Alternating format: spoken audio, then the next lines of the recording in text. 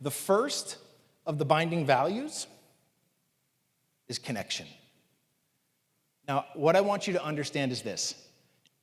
If you have a project you're working on, a goal you want to hit, you've got numbers that you have in mind, you want to have your best year ever, if your plan is not built on connection, good luck.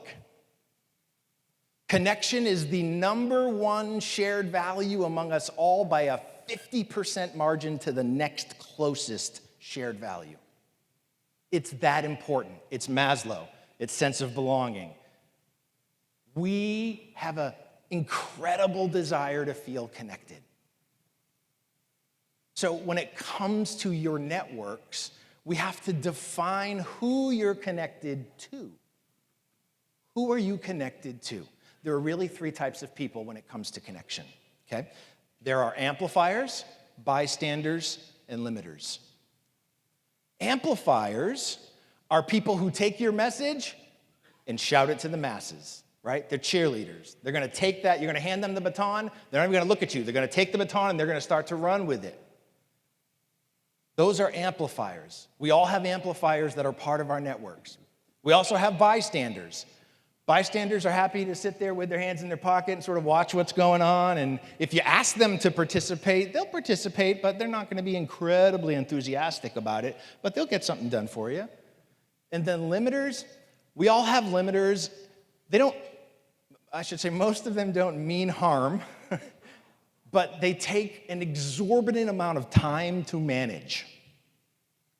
If you are spending a lot of time managing limiters, you are taking away from the time that you could be spending with amplifiers, and that's what's going to take you to where you want to be.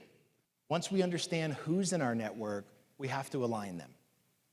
We have to align our network. There is a huge difference, and I want you to understand this. There's a huge difference between cooperation and collaboration. We treat them like they're cousins really close, but they're not at all. Working together without alignment is cooperation. Working together towards a shared goal is collaboration. How many of you have ever seen the show Law and Order? Right? Come on. Do you live in this country? It's like 12 different versions of this show at this point, right? You know how it works.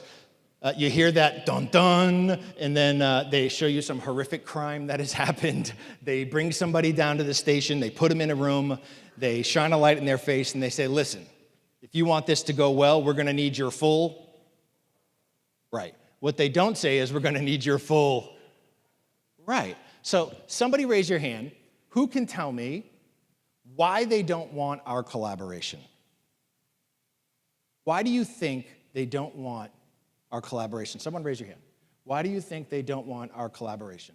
What's your name? Say it again. Lori. Lori, why do you think they don't want our collaboration? It doesn't matter what you think, Lori. Sorry. Lori, that came out way louder than I anticipated. Oh, did you pee a little? Because I was like, I'm getting older, you know? So, woo! Listen, Lori, I'm sorry, I apologize.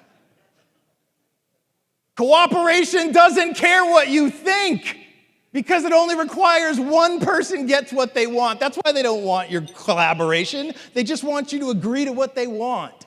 So how does that feel, Lori? Did it feel good when I screamed in your face? No, it doesn't feel good. Neither does cooperation. It does not feel good because it's not about you. Cooperation requires one thing: compliance.